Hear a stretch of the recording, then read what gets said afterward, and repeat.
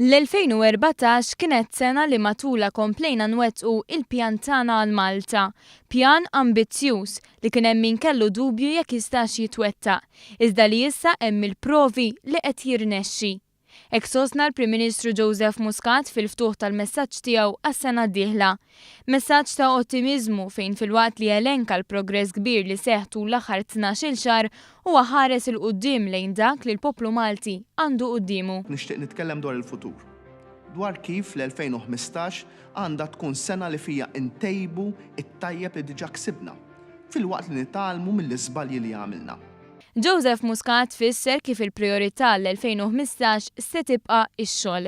Fakkar kif Malta saret l-aktar pajjiż fl-Ewropa li ħoloq xogħol, filwaqt li hija fost lanqas illi għandha qatt. Meta tkun qed tirnexxi, trid tirnexxi saħansitra aktar. Dan huwa l-aċċ ta' ġenerazzjoni li trid li Malta tkun l-aqwa fl-Ewropa. Il-Prim Ministru tkellem dwar ir-rotta ekonomika ta' pajjiżna.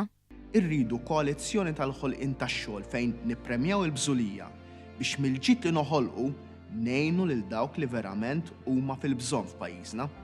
Dik hija l-ġustizzja soċjali li nemmnu fiha bħala poplu. B'referenza l-introduzzjoni tal-Unjoni Ċivili, Muscat qal li din kienet l-akbar xhieda ta' kemm il-Gvern għandu għal qalbu il-valur tal-ugwaljanza.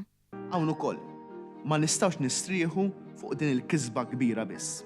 Se jkollna sfidi oħra kbar fejn se jkun hemm min se jbeżżana, iżda li hemm bżonn li niddeċiedu għal ġid ta' wliedna. L-ugwaljanza se tibqa' fiċ-ċentru tal-ħidma tal-Gvern għall-2015, dan b'mod speċjali fir-rigward tal-integrazzjoni ta' persuni b'diżabilità u l-irwol aktar attiv tan-nisa fid-deċiżjonijiet li jittieħdu fil-pajjiż.